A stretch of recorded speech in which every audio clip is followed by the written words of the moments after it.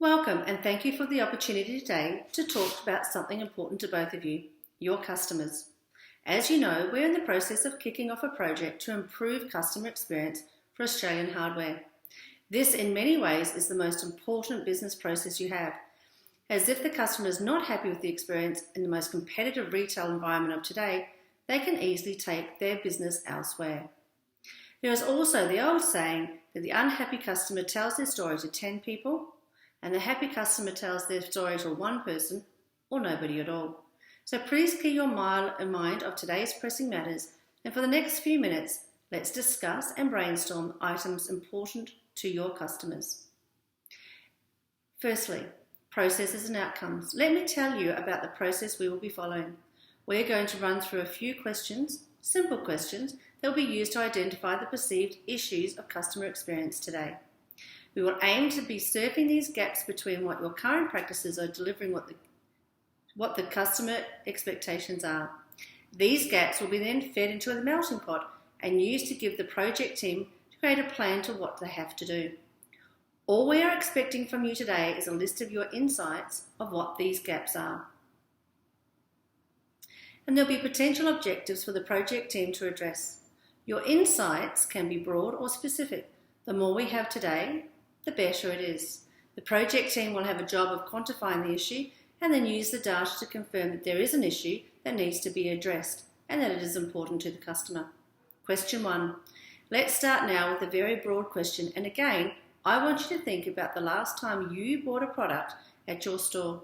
Alternatively, you could think about a retail experience that you had that was better than Australian Hardware's current practices, that you have experienced in another company's store, or perhaps some insight the staff member or customer has given you. I am now going to ask the question, give you a moment to think about the question, and then take one idea in turn from each of you until we have a small list.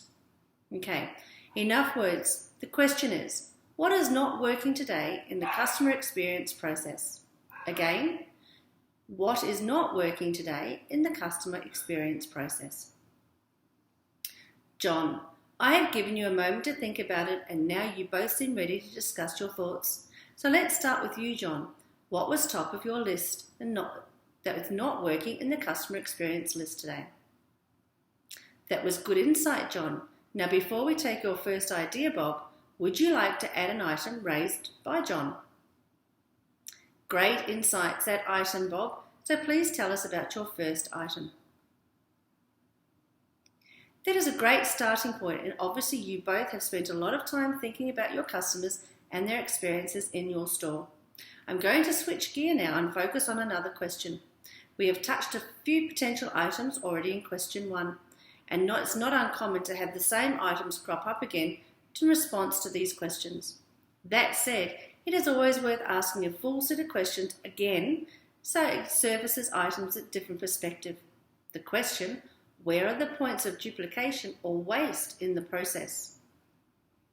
The third question is similar to question 2, but again is looking at it from a time perspective.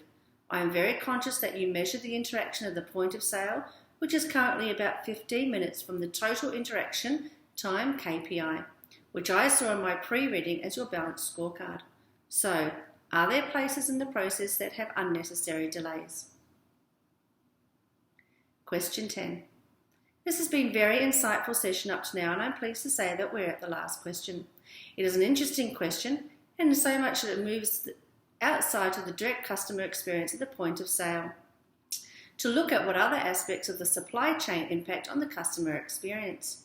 So the question, do other parties need to be involved to improve the customer experience process, like suppliers or business partners? Well, any time spent discussing customers and their desired experience is a good thing. So this afternoon has been a good use of your time, and I appreciate your roles. But there are important things to be working on. That said, we have a list here that is quite extensive and has a lot of commonality in the way we both think about your customers, which that is a good thing.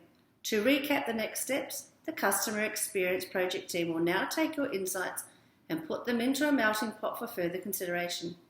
We will be encouraging them to research data to support the insights and others that may have gathered to ascertain what project needs to do to improve the customer experience. This data-driven approach is so important as it helps them prioritise the important improvement to measure their success when the project starts to make changes. It has been a good session, and I once again thank you for your time.